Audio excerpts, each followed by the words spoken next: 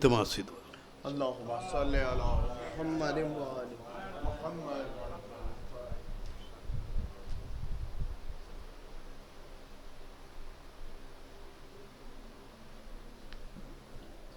Bar Muhammad wa Ali Muhammad, salawat. I will now put day 7, I believe it is, day 6, sorry, the video of that up on the screen, so please draw your attention to that. Salawat.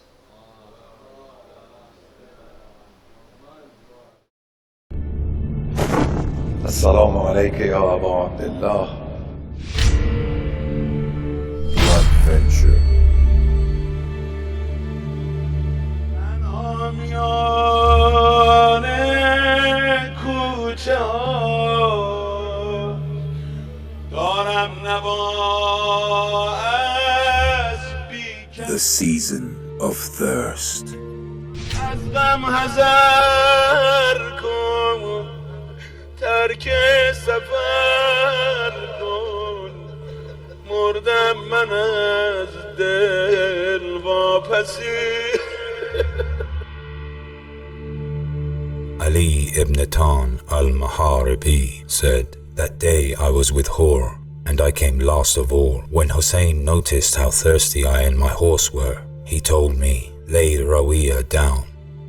I laid her down, upon which he said, 'Drink.' No matter how much I tried to drink, the water ran out. Hussein said, 'Flip the water flask.' I didn't know how to, so he stood up and flipped it himself. I drank the water and quenched the thirst of the horse. Hussein had quenched the thirst of a soldier from the forces of Amr ibn Sa'd.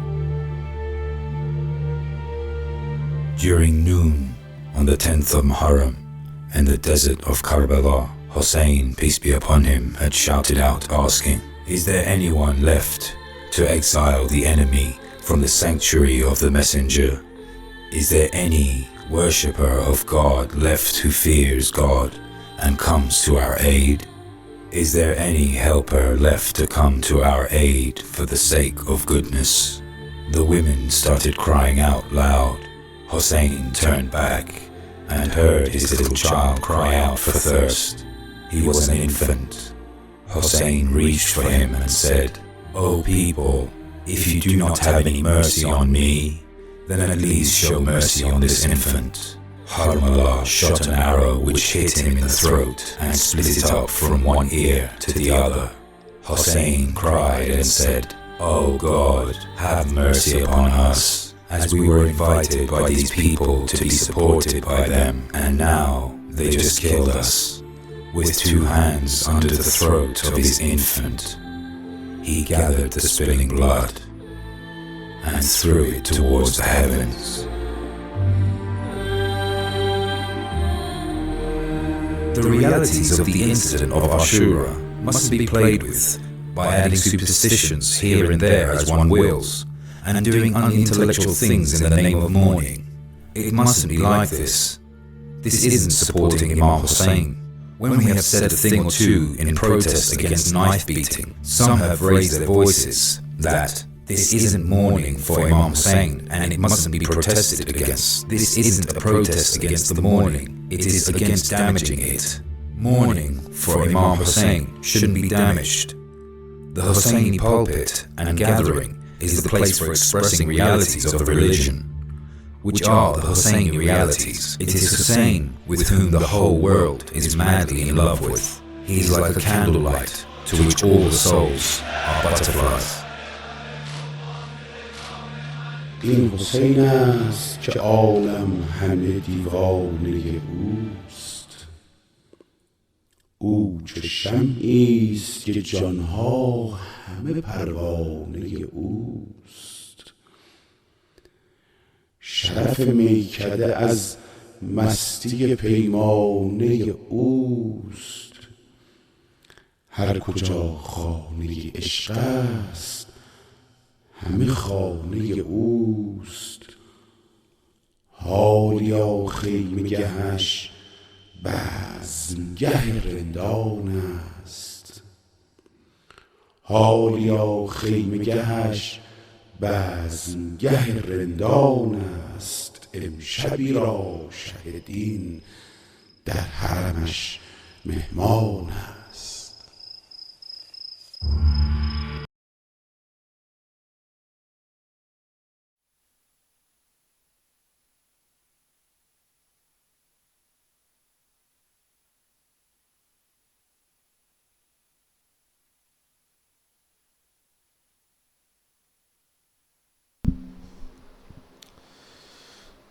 أعوذ بالله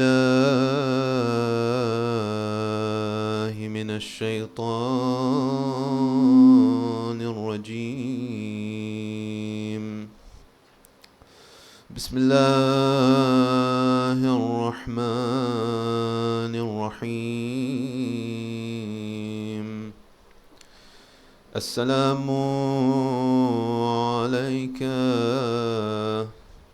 يا أبا عبد الله وعلى الأرواح التي حلت بفنائك. عليكم مني جميعا سلام الله أبدا ما بقيت وبقي الليل والنهار، ولا جعله الله آخر العهد مني لزيارتكم. السلام على الحسين وعلى علي بن الحسين وعلى أولاد الحسين وعلى أصحاب الحسين. صلاة على محمد وآل محمد.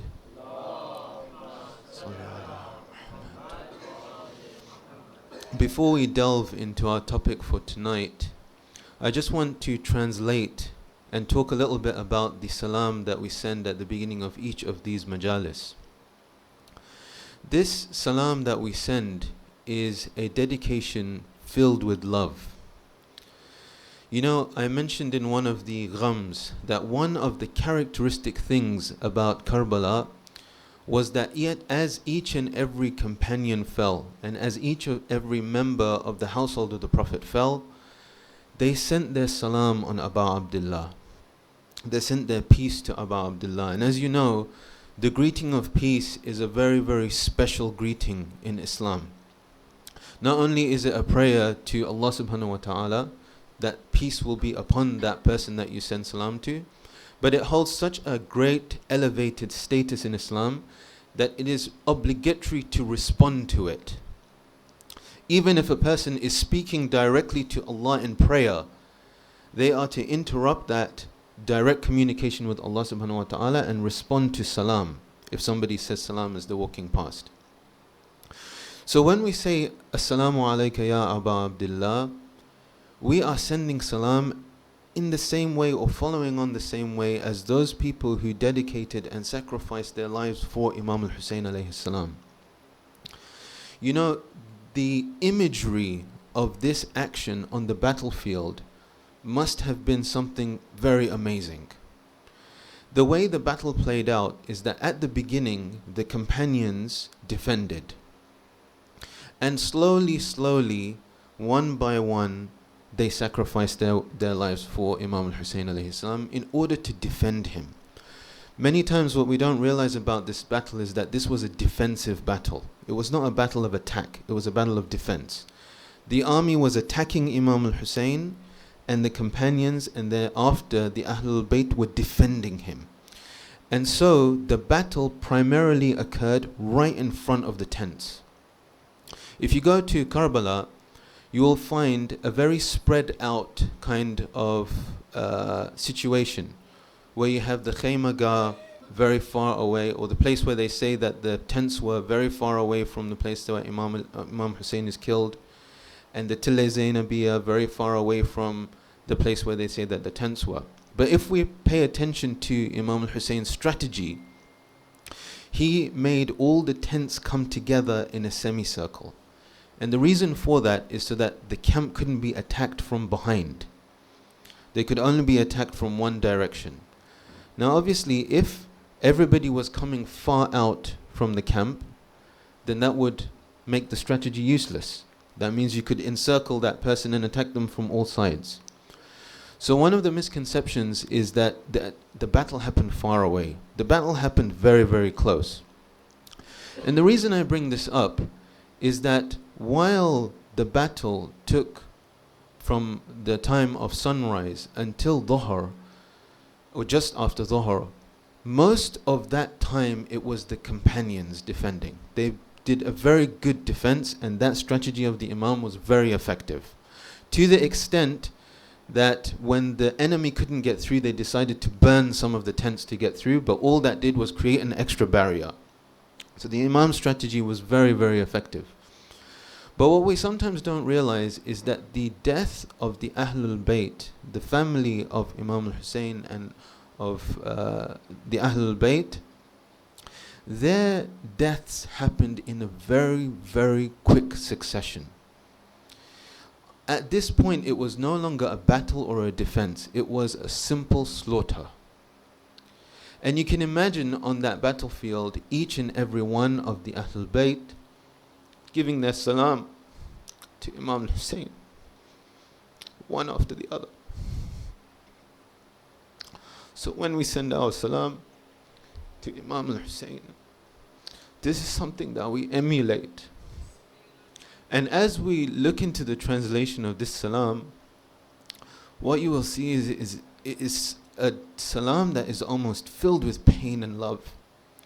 It says, Assalamu alayka ya Aba Abdullah. Salam to you, O Aba Abdullah. And all of the souls that circulate and hang around your vicinity, those souls that were filled with love, that stood and defended you to the final. They didn't just go somewhere else. Those souls are still there. Alaykum minni jami'an salamullahi. I send all of you my salams, the salam of Allah. Abadan ma baqitu wa baqiya al-layl wa an-nahar. For as long as I remain. Look at the depths of this emotion. Not just salam kudafis. Salam, a heartfelt salam that is for as long as I remain. But not only as long as I remain, as long as the heavens and the earth remain. Sorry, as long as the night and the day remain. Baqiya al-laylu, night wa nahar. And then a plea. وَلَا جَعَلَهُ اللَّهُ آخِرَ الْأَهْدِ مِنِّي لِزِيَارَتِكُمْ. This salam is so deep and so valid for me that may Allah not make this the last salam. I want to do this. This is part of my connection. This is part of my how deeply the events that happened to Imam Hussein have affected me. May Allah not make this the last salam. And then you start with the salams. So, وَلَا جَعَلَهُ اللَّهُ آخِرَ الْأَحْدِ مِنِّي لِزِيَارَتِكُمْ. And then السلام على الحسين وعلى علي ibn al-Hussein. And then on the children of Hussein, bringing to mind the extent of this tragedy, and the ashab, that for every Shia who aims to be something in the sphere of wilayah, these companions are our best example. They really are. It is the depths of that love that they felt for the Imam that made them put everything on the line. And we spoke a little bit yesterday about how difficult this was. How the enemies of the Imam had made it so difficult to make this decision. But all of those that were present there made that difficult decision, and they could not allow the Imam to die alone. And that's what they say on the night of Ashura. If they are cut up and burnt, it doesn't matter. They know Imam al-Hussein is going to be killed at this point, but he will not be killed alone. He will not be left alone. It is their job to stand up and be the last line of defense, even if that last line of defense is simply just delaying the inevitable. So I just wanted to explain this ziyarah a little bit, especially as we're coming onto the later nights now. We have very important ziyarat coming up, especially ziyarat Ashura. Many of you are aware of this ziyarah, you read it all the time, but what I suggest is that you take a little time out just before we do it, especially on Ashura day, the two ziyarat, ziyarat Ashura and ziyarat Ta'ziyah, the one that we do after Asr time. Take a moment just to look at these ziyarat and to connect with the emotion and to connect with the meaning of the ziyarah and to try and see how to connect that meaning with what you feel, because you do feel it. Everyone that attends Muharram Majalis, everyone that has been attending for years and years, if you didn't feel anything, you wouldn't be here. If Imam al-Hussein didn't mean anything to you, you wouldn't be here. You wouldn't go for ziyarah. You wouldn't give your donations for niyaz and all of the other things. You wouldn't be holding programs. He does mean something to you. But the way we can connect to these du'as is to just bring that emotion and connect it with the reflection. And you will find that these ziyarat are very, very powerful. They are all deep statements of love and of connection to the Imam and his family and of course his companions. We have a salat ala Muhammad wa ali Muhammad.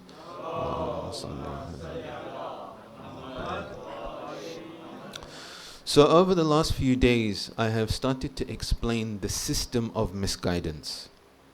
And as we have understood, there is the world and the nature of the world, but the world itself is not at fault.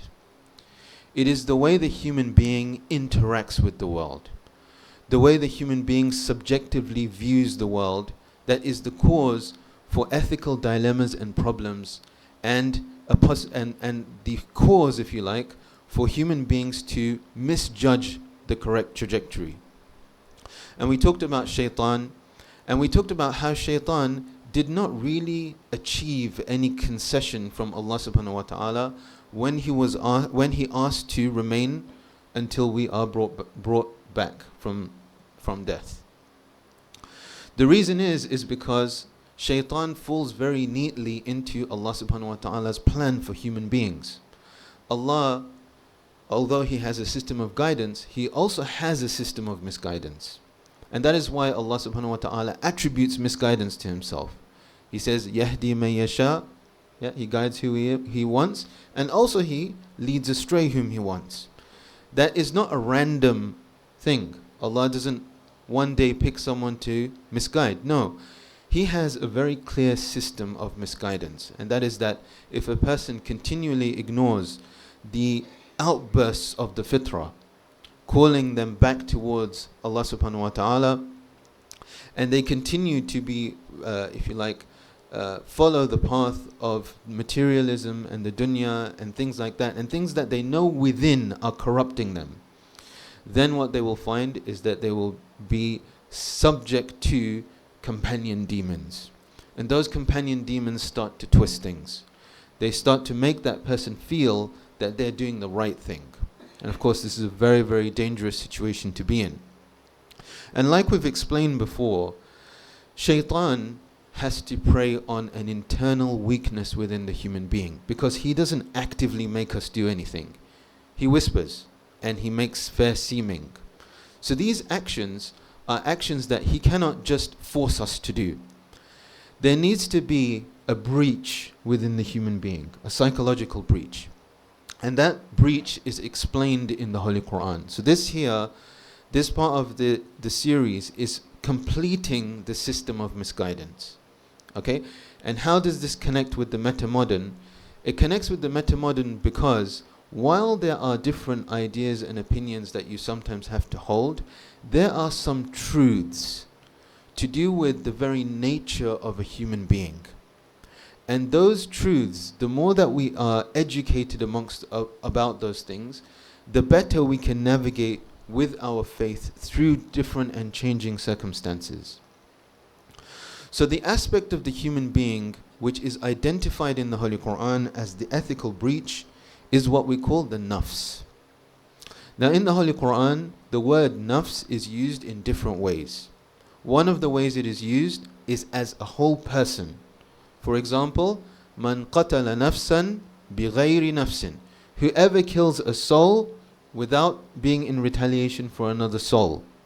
Here, the word nafs means person. Whoever kills a person, not in retaliation for another person. But in other verses of the Holy Quran, we see the word nafs being used to talk about a specific aspect of the human being. And that is the mental faculty which gives rise to desires, cravings, and appetites. Now, the interesting thing about the nafs is that the nafs is not something that is there to be destroyed. In fact, what is clear is that we will retain our nafs for the hereafter. Otherwise, all of the pleasures of the hereafter would be meaningless for us. There would be no pleasure derived from the bounties of the next life if we didn't have any desire or craving for any of those things. So what is clear is that while this aspect of us is a place of danger, it is not something that we have to destroy. And it's not something that will be destroyed. That is, if you like, the wrong path towards dealing with the nafs. Rather, what we see is that there is a connection between the word nafs and the word hawiya. Hawiya means to desire. So for example, in the Holy Quran, when Allah subhanahu wa ta'ala talks about the Israelites dismissing Allah subhanahu wa ta'ala's messengers as liars or killing them, He says, whenever a messenger came to you with something that your souls did not desire, bima la tahwa anfusakum. So you had certain wishes and desires, and the prophets were saying something different to that. So what was the action you took? You killed them, or you denied them. So the nafs is the part of our psyche that wants. Okay, and we've all felt that. Sometimes that want can be so deep, it feels like it covers your entire body. Okay, when you really, really want something. Now that, of course, can be good and bad. If you want something that is of benefit, then that is good. But of course, if you want something that is not in your ethical benefit, then it can be a very powerful force to push you in a certain direction. And you'll find many times when you have tension between people, it is because somebody wants something and somebody else doesn't want that thing. If you take yourself back to many discussions you might have had with people around you, your children, or as children with your parents, there are many times you wanted something and you were told, you can't have that, or you're not allowed to do that. And what does that do? It doesn't quell the want. The want is there and the want is firm. And because you're told you can't do it, what's the natural reaction? The natural reaction is to find each and every direction, any way you can squeeze through. Lying, cheating, doesn't matter. I'm going to stay at my uncle's house. As long as you don't get caught, yeah, that's the only way. And that is exactly what the nafs is like. And we've all experienced it. We all know it. Okay? And in itself, it's not bad. Okay? But because it is so powerful, okay, and because when you want something, you're willing to put everything else to one side, this is the place where shaitan can breach. Because what he will try to do is influence what you want. Okay? You're going to want things that you think are in your benefit. So this is where zayyana comes into place. Okay? Zayyana meaning to make something look better than it is. Okay? We've all done this. This happens all the time with advertising. So you're shopping online, you look at a nice shirt, and who is it? Who's dressed in it? A person with an excellent figure. Okay? You look at that shirt and you think, I'd look great in that shirt. You wouldn't look great in it. The person wearing it looks great in it. Okay? But you look at it, okay? And then you're like, you know what? I'm going to buy it. You click, you buy it, comes in, you put it on. It doesn't look like the picture. Okay? And then you send it back. Simple example for things that we want. And we go through it all the time. Cars, all kinds of things, all kinds of material possessions. The whole point of advertising is to influence what you want. Yeah, that's the whole point of it. So shaitan as well, he will influence the way we want things. And how will he do it? You already know. He will do it through whispering, and he will do it through making things fair seeming. Now when we look at this nafs, we see that it has a number of problems. Okay? The first problem with the nafs is that it is associated with envy. Okay? So in Surah Al-Baqarah, we have hasadan min indi anfusihim. Hasad, from where does this hasad come from? A hasad comes from the nafs. Okay? If you remember, hasad means envy. Envy is when not only do you want something that someone else has, but you also don't want them to have it. What does that remind you of? Tafakhur. Yeah? When you're competing with each other. Not only do you want something, but you have to be one step above the other person, so you don't want them to have it. Yeah? If you get a new Mercedes, then it's not better than the other person unless they don't have one. Okay? So this is one thing that emanates from the nafs. Okay? The next one is greed. Or perhaps you can also say a type of stinginess. Okay? In the Holy Quran we have, in a number of verses, the reference to the word shuh. For example, وَأُحْضِرَتِ الْأَنفُسُ الشُّحْ. And if you like, and present within the souls is this kind of stinginess. Okay? So again, this is a factor and an aspect of this soul. Okay? Not only does it want things, it also doesn't really want other people to have things. Okay?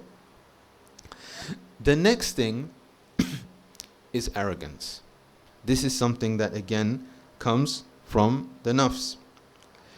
لَقَدْ اسْتَكْبَرُوا فِي أَنفُسِكُمْ. You have become arrogant where? In your nafs. Okay? So you can see here all the ethical breaches, and you can see, you already know how dangerous all of these things are. The next thing is what we call gratuitous complaining. Gratuitous complaining is extra complaining, not just complaining, more and more complaining. Okay? So we have in the Holy Quran, وَلَا أُقْسِمُ بِالنَّفْسِ اللَّوَّامَةِ. Okay? Lawm is to blame. Lawam is to blame a lot. Okay? And we'll talk a little bit about this term and how it's been used in the mystical tradition.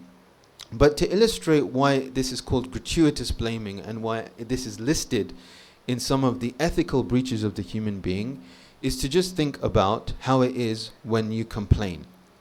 Okay? Say for example, someone does something wrong.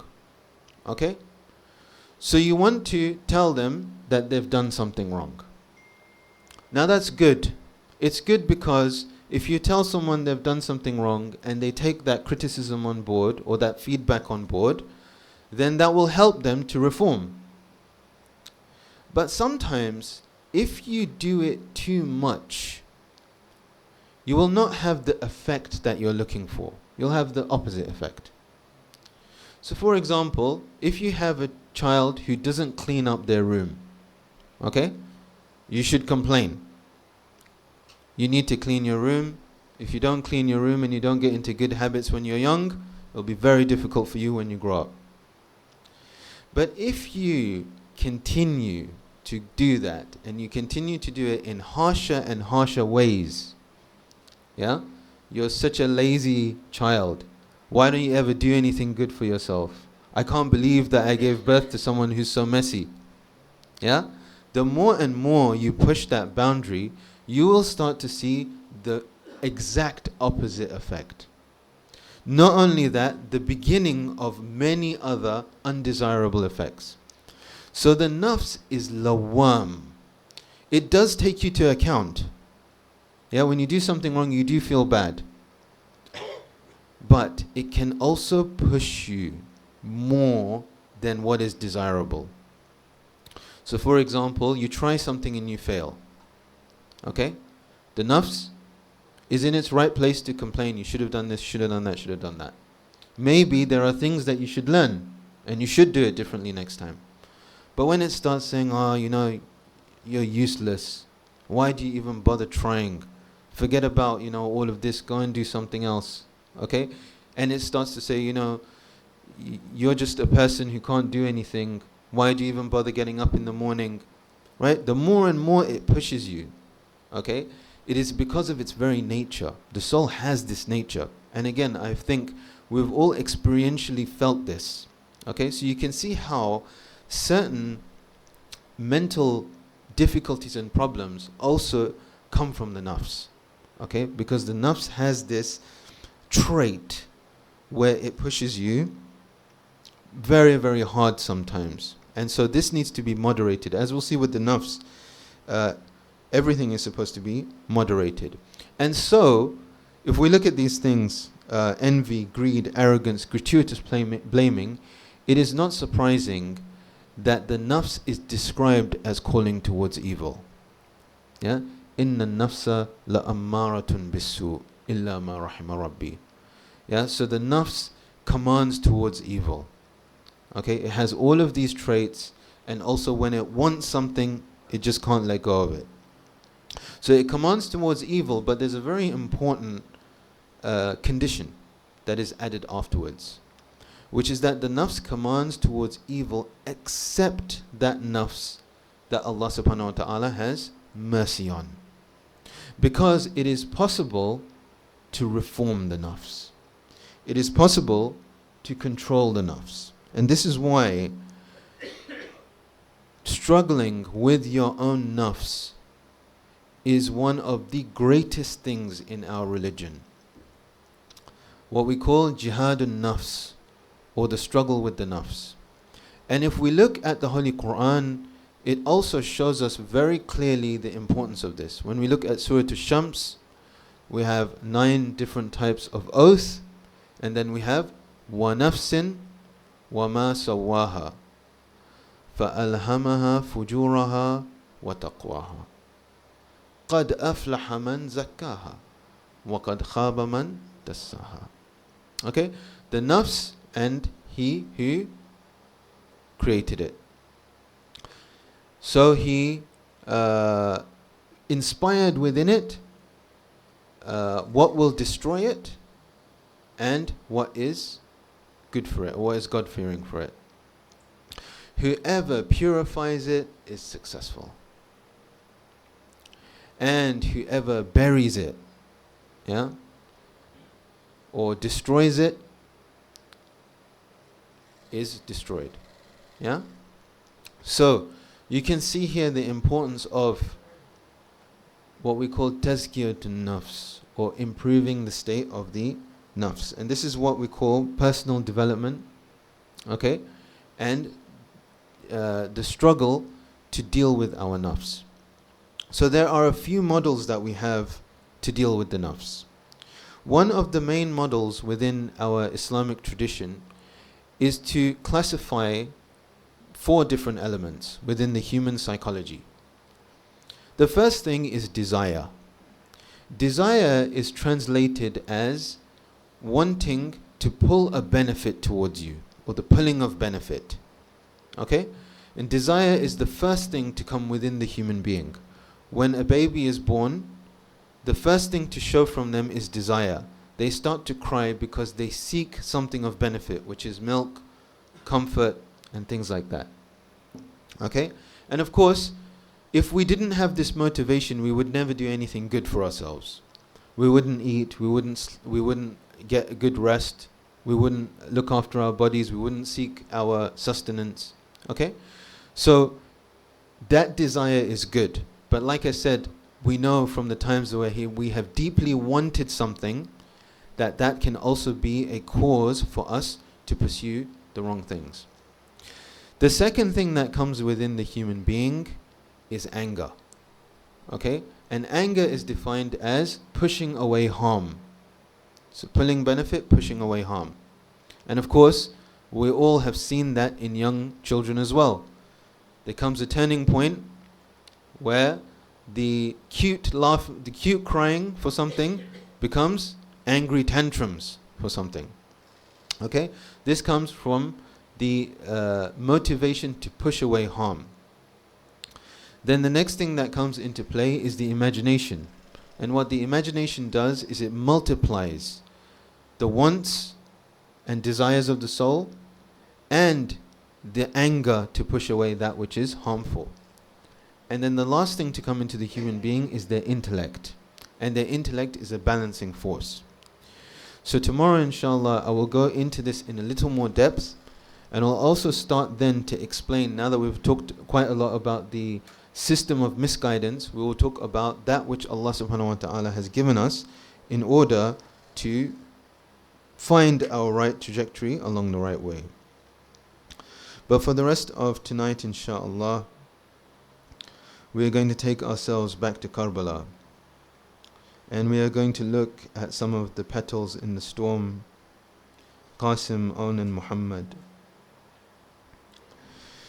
There is a special sorrow that sits heavy in the heart of a believer.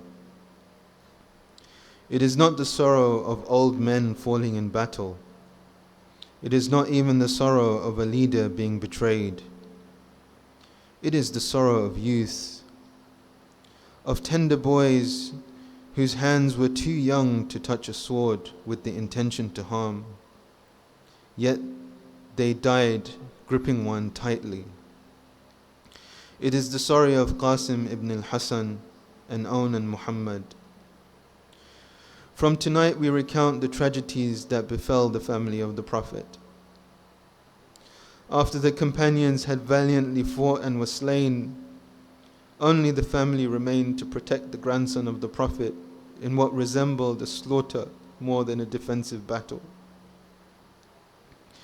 Outnumbered, it fell even to those who had barely become young men to stand in front of the enemy, intent on killing the Imam. Let us begin with Qasim, a boy who was no doubt young, the son of Imam al-Hasan, raised in the household of sorrow and sanctity. His father had been poisoned. His uncle Hussein was now his guardian, his teacher, his hope. On the day of Ashura, Qasim watched as the lions of Karbala fell one by one. He saw Habib pierced, he saw Zoheir slain, and he saw his cousin Ali Akbar crushed. And then he approached his uncle. His face was like a child's. He made efforts to receive permission to fight, but perhaps due to his young age, Imam al-Hussein was initially reluctant to let him fight. But he persistently pleaded him to such an extent that the Imam finally allowed him. As Qasim walked into the battle, his face resembled a crescent moon. One of the enemies recalls that his left sandal was broken. He fought with courage far beyond his age. After Qasim was struck and fell, he called out to his uncle. Al-Hussein rushed to his side and struck the attacker of Qasim, severing his arm. The enemy soldiers charged to help their comrade, but in the rush the killer of Qasim was trampled under the hooves of his own comrades. But when the dust settled,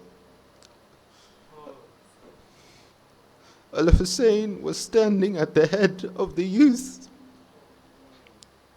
while the youth was moving his legs on the ground in agony. The Imam was saying, "Away with the people who killed you. Their accuser on the day of resurrection shall be your grandfather." Then he said, "And O mourners, listen, because this is the grief of Imam al-Hussein alayhi salam." He said, "By God, it is grievous for your uncle that you called him, and he was unable to respond. or that he responded to you, but he was of no use to you. Then he carried him back, Qasim's legs trailing on the ground, his chest clasped to Al-Husayn's chest, until he placed him next to Ali Akbar and the other martyrs from the Ahlul Bayt.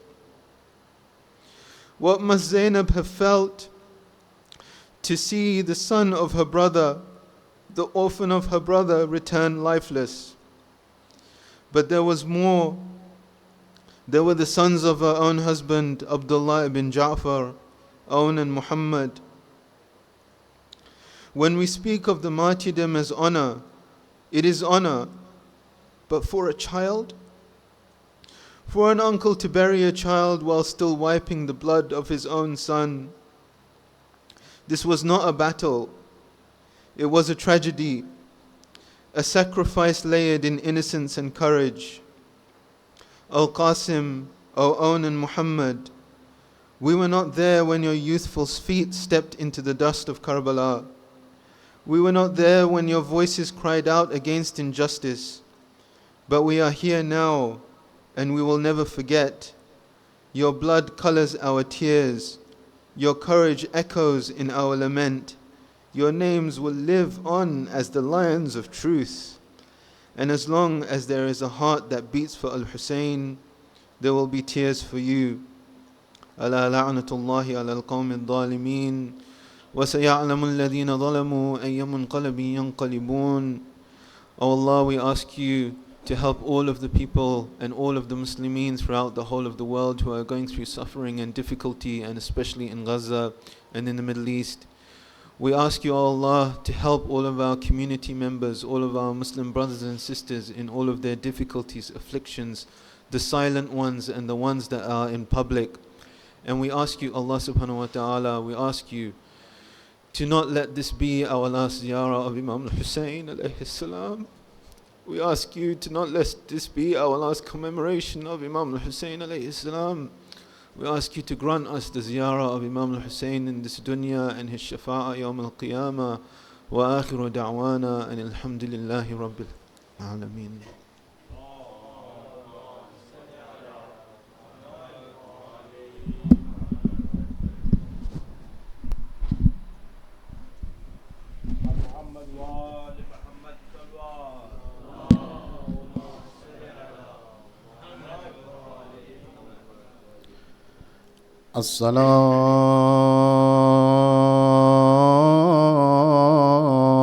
السلام عليك السلام عليك يا قمر بني هاشم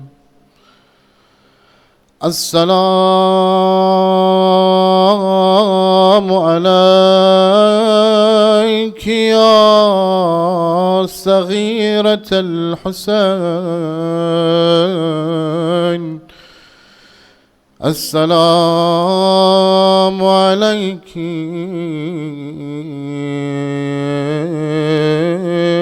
يا مكسورة قلب يا بنت فاطمة الزهراء. Peace be upon you, O moon of Bani Hashim. Peace be upon you, O little one of Hussein. Peace be upon you, O broken-hearted daughter of Fatima al-Zahra.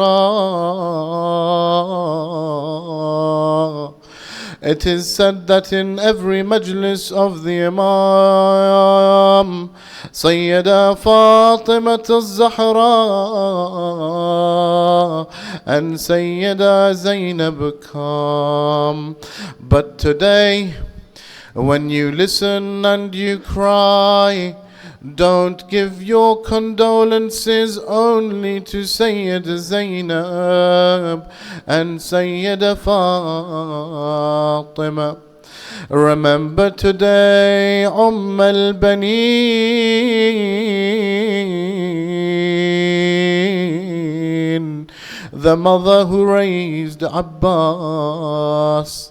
She used to say to Abbas, my heart and my soul, don't ever call Hassan and Hussein by saying brother. To which Abbas said once, but why are they not my brothers? She would say, yes, of course they are, Abbas, but they are also the sons of Fatima az-Zahra. You, Abbas, you are my son, Abbas. I am Lady Fatima's maid. My son, you are the son of a maid. And this even after Lady al-Baneen was the daughter of a very big chief. But whenever she saw Sayyida Fatima, she always referred to herself as a maid. When she heard one day in Medina from the mimbar of Rasulullah, a man called Bashir and Ibn Jazlam, he had taken to the mimbar to make an announcement. Ala ya ahli Yathrib, la muqama lakum bil haqq, قتل الحسين بكربلاء. The narrations say that al-Baneen had a tear in her eye as she picked up her burqa and her walking stick and rushed as quickly as she could towards Masjid al-Nabawi. As she entered, she said, Bashir, which Hussein is this that has been killed? Bashir replied, Bibi, the grandson of the Prophet Hussein has been killed. Ali's heart has been slain. The calmness of the heart of Zahra, Hussein has been killed. As soon as al-Baneen heard this, she replied, how can I believe Hussein was killed whilst Abbas was there? Bashir stood up and said, no, my lady, you heard wrong. First Abbas was killed, then Hussein was killed. Al-Baneen had tears flowing down her cheeks, but was not wailing still. She replied, how can the lion of Allah's son, my Abbas, not be able to do battle? Bashir replied, no, my lady, as the iron mace hit Abbas on his head, he was unable to remain on his horse. Till now, al-Baneen remained patient, but at this she replied, Bashir, I don't think you know who my Abbas is. I am Abbas's mother. I know. I saw it with my own eyes. My Abbas could pick up a mace and throw it with just 2 fingers. I can't believe it that Abbas wasn't able to deal with one iron mace on the battlefield. Now Bashir realized who he was talking to. He asked for forgiveness for what he was going to say, and he proclaimed, "My lady, when Abbas was hit in his blessed head, Abbas had no hands to defend himself with. Forgive me, my lady. Abbas had no arms at all when he was attacked. Until now." al-Banin stood. As she heard this, her walking stick slipped from her hand and she fell to the floor. She started roaring and lamenting, "Ya Abbas,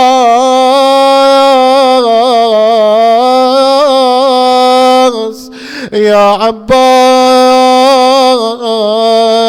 Ya Abbas," and throwing dust on her head. Bashir asked her a question at this point. "Why do you cry so violently, my lady?" al-Banin replied, "Bashir, you today have shred my heart into tiny pieces." Bashir said, "I am sorry, my lady. What was it that I said that has done this to you?" al-Banin responds, "Bashir, when a rider on horseback falls from his horse, he falls with his hands to break his fall.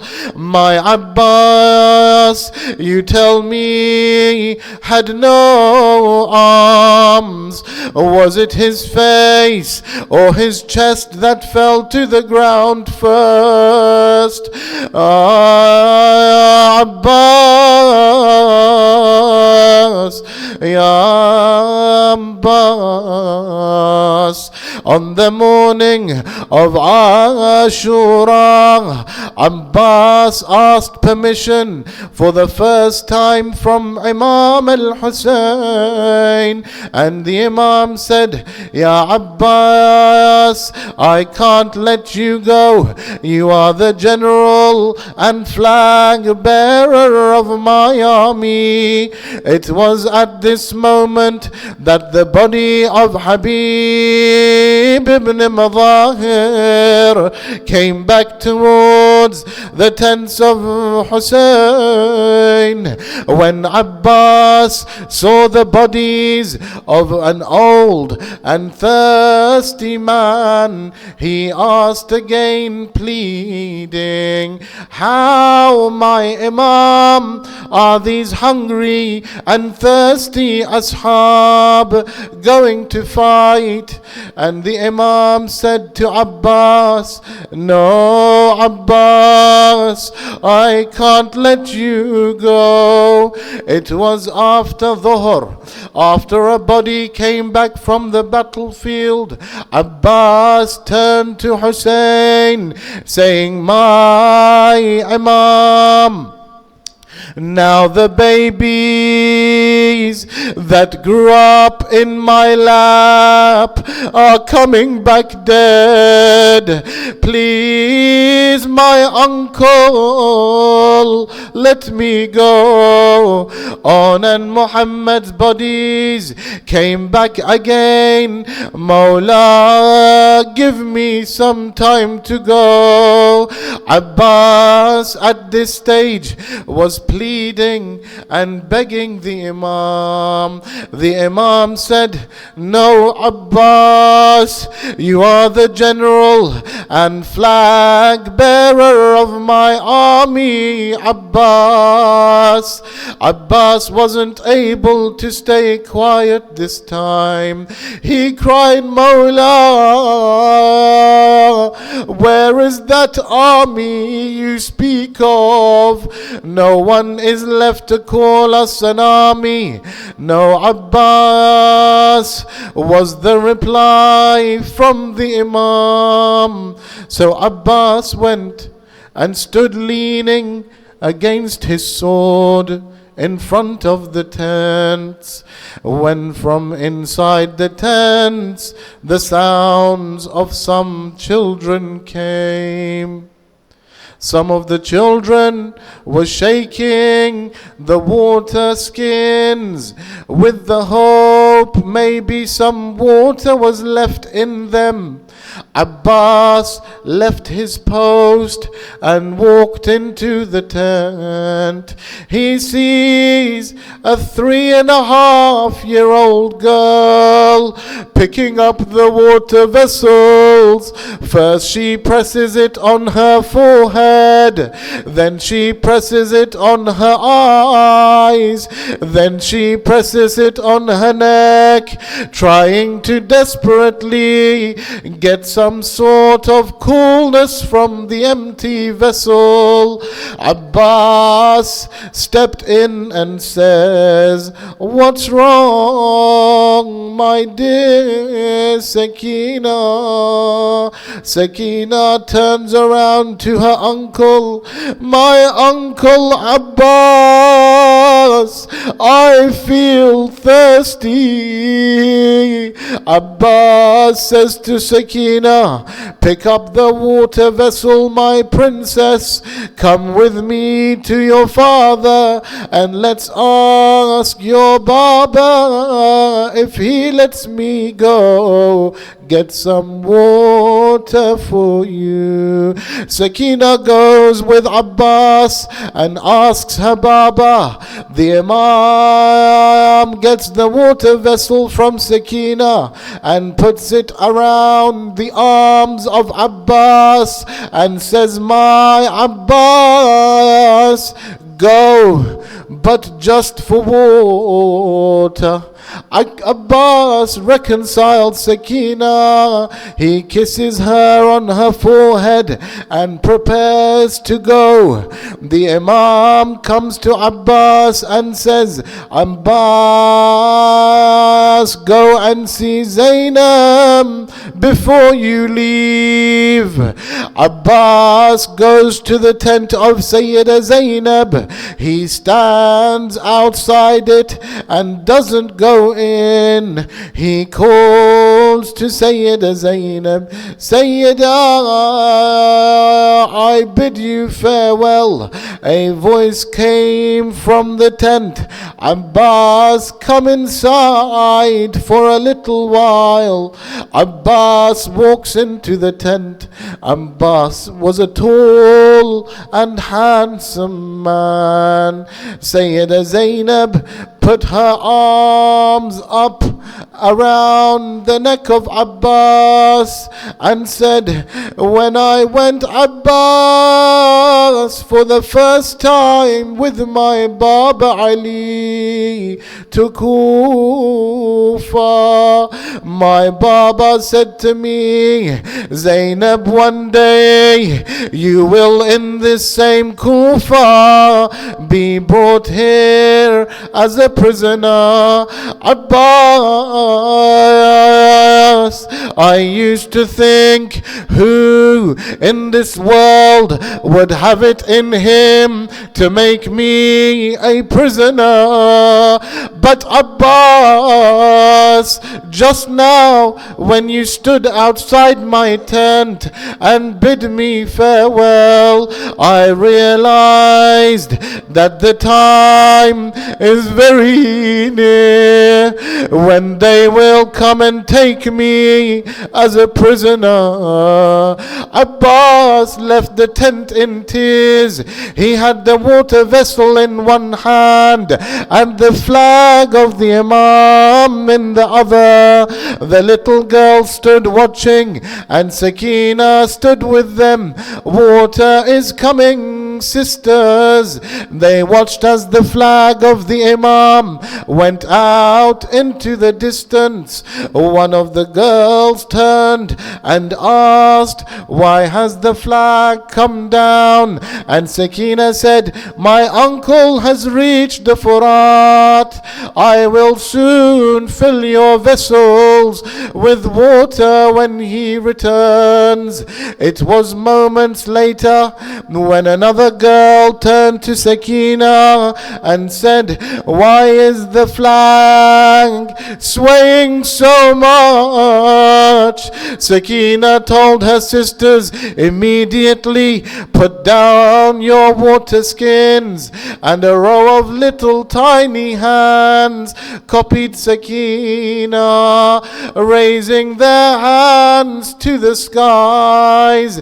Sakina prayed, Ya Allah, bring my uncle back to safety. Bring my uncle back safely to me. When she looked up, the flag had disappeared. Oh soul, after Al-Hussein be humble, and after him neither should you exist nor be. This Hussein stands at death's threshold. How can you sip from the cold and clear water? Abbas throws the water skin back into the river. He turns back towards the tents. At this time, the enemies surrounded him. One enemy struck his right arm. It fell to the ground, and Abbas cried, by Allah, even if you cut off my right arm, I will still defend the religion of Muhammad. He carried the mashk with his left. A second sword came down, and his left arm was also severed. Now with no arms, Abbas clenches the water skin with his teeth, still pushing forward on foot, still dreaming of reaching Sakina. But then an arrow pierced the mashk. Water began to pour onto the burning sand. At that moment, an iron rod struck his head, splitting it open. Abbas fell to the ground. He did not cry out for water. He did not cry out for help. He only said, Ya akha adrikni. Oh my brother, come to me. When Imam Hussein reached Abbas, he saw his brother lying with shuttered arms. Blood was covering his face. The alam was broken, and the water skin was empty. He fell beside him and cried, now my back is broken. Now my strength is gone. Hussein tried to lift Abbas, but Abbas whispered, brother, do not take me back to the tents. I promised Sakina water. How can I face her empty-handed? With tears flowing down Imam Hussein's face, he sat beside Abbas. He cleared the blood from the face of Abbas. He told Abbas to look at him in his eyes and asked him of one last request. My brother,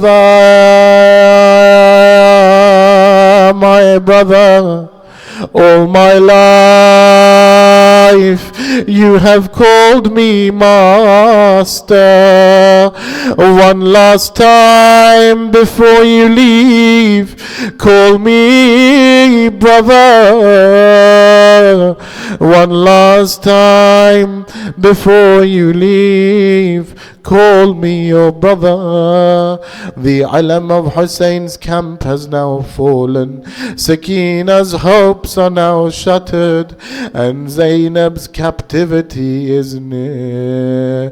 Ya Abbas, Ya Abbas, Ya Abbas, Ya Abbas, Ya Hussein.